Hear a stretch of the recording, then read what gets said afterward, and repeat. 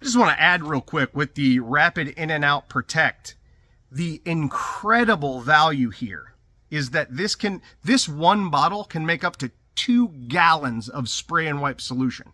Now, to make it make 2 gallons, you're going to use it as a detail spray that's great, slick, glossy, and nice and protective. So a detail spray or a waterless wash at basically 1 to 15. So that'd be 1 part of your 16-ounce bottle to 15 ounces of water. So 1 ounce of this to 15 ounces of water will make your detail spray and your waterless wash.